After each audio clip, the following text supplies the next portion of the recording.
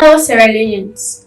Today, June 16, is annually commemorated each year as the Day of the African Child. The commemoration was adopted to honor those who laid their lives for the cause of freedom, where children suffered and died the most during such troubled time. So, therefore, the African Union drew attention to this plight, not just for children in South Africa, but all of us across Africa.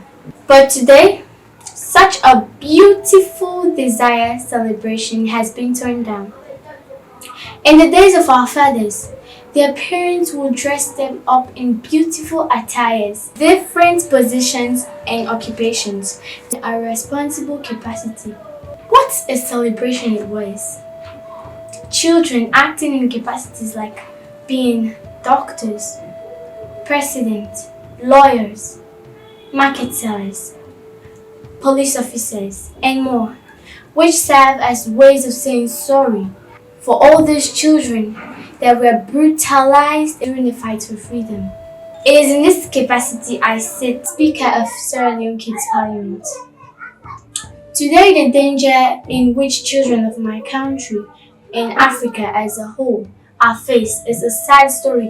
We have been exposed to so much danger that is even worse than what happened in Soweto, South Africa, 1991, where over 700 children were killed.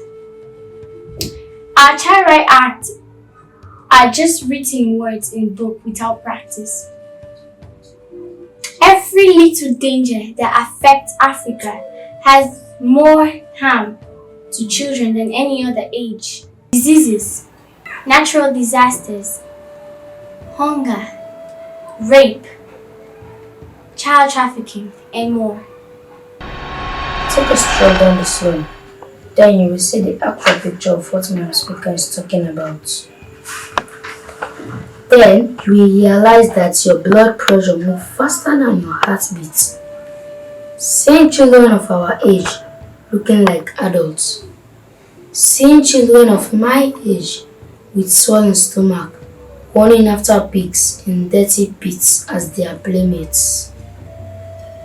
Drive your car to the provinces and see children running naked in cold weather with swallow bodies of cold. Walk through the central part of the city. Then you will see children sleeping in the streets by the gutter with malaria eyes, puffy face, with chronic typhoid. Let's talk about the home.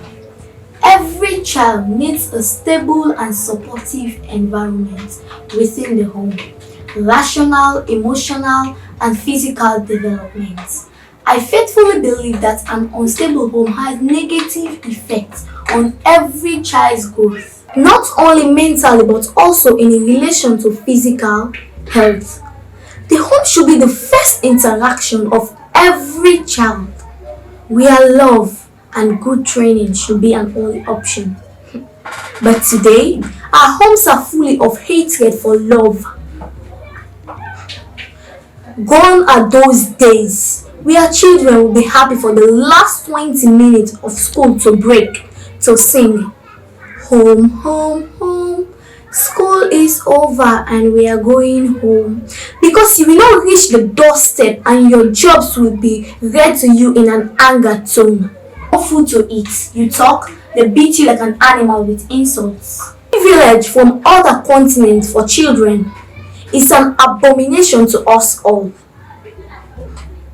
All in the name of culture and tradition we know nothing about. We are faced with neglect, violence, domestic abuse, to name but a few. No social life is shared. We can see parents beating their children like they are equals. As a child, try to correct your parent or an elderly person. You will see the other side of the 11 years rebel where you never witnessed. The government is the root problem of everything my colleagues are talking about. We appreciate the written of our acts in black and white, and we do appreciate the photos we see on papers of all what they have talked about. But few questions I want to ask. What is wrong with the audit system in our matters? What is wrong with you having a dialogue with us? Why are you making the atmosphere unstable for us with political fight?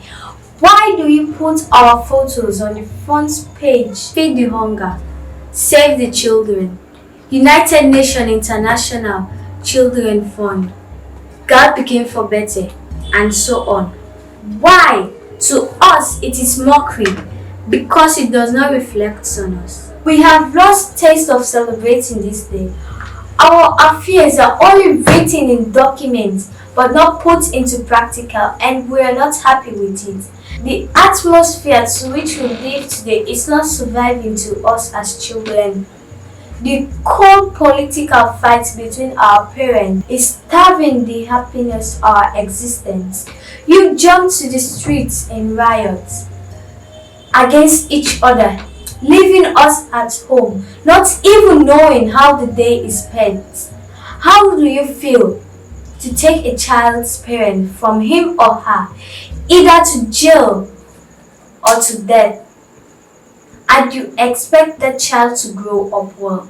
Many of your action among yourselves was the same reason over 20,000 children came to the streets in an uprising in Soweto that left Hector Peterson and many others dead.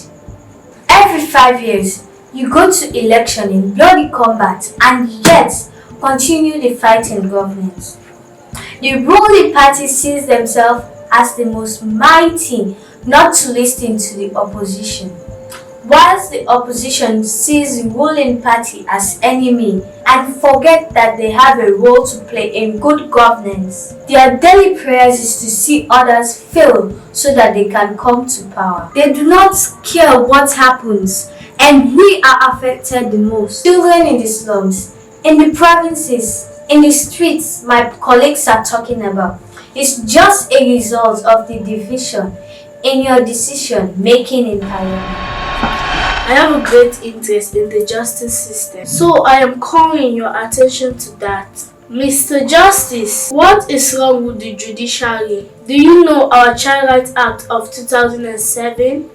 Have you really read to understand our predicament? Or you are keeping silence because your children are safe and good on the side of it? Why deny us justice?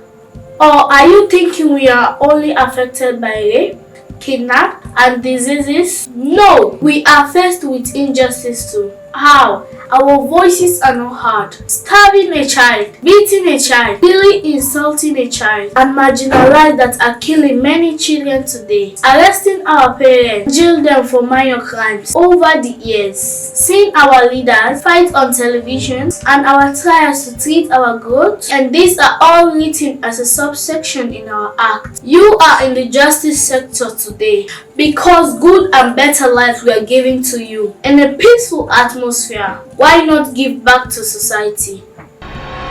So many years ago in South Africa, children protested against education, injustice, inequality, which led to their deaths. And we are far away from such. So we use our parliament to talk on issues that are affecting us. We use this day of celebration to please seek your attention on many things that have been highlighted. So come on board and sponsor our Kids Parliament show. Be a government entity or private sector. For sponsors, call on the number shown on your screen. Every children watching us today, we urge you to be responsible. The Child Rights Act equally dwells in the responsibility of every child in asking for our rights. Do not be a child who ventures around the wall like chickens. When we go to school, be a good pupil, stay out of trouble, turn away from drugs abuse, avoid playing gamble, say no to smoking. The bright future of every nation depends on the young generation, and we are that generation. When we go home and lie on our pillows, let it remind us that our parents are investing in us for the upkeep of their old age. You fail now, you have not only failed them, but you have also failed the generation coming after us. The generations coming after us. We are encouraging children across the globe to join us in our parliament sittings to debate the smooth running of us with our rights and responsibilities. Do not allow the forces of today be your challenges tomorrow. And I believe our parents will from today come on board to support this parliament because we are the beginning of new era, end of injustice, and the beginning of power. We are young, vibrant, smart, and intelligent. We've got the energy they lack and a story to be told. We are history waiting to be unfolded. We are the corrections of their past mistakes. And we are the hope of the nation's generations. So, click on our pages on social media to like, subscribe, and share. Pick up your phone and call the number you see on the screen. We are African children. Yes, Madam Speaker, we are the rising star in the air with every smile and laughter that brings us joy. Today, we gather here for the common good of our happiness. We will only be happy if you invest in us. Invest in us for a better nation. Our parents, please be as peace, not hatred. There will come a day you will know the worth of believing in us. Africa is our home. That's why I love a song from a movie, Sarafina. Yes, freedom. Yes, freedom.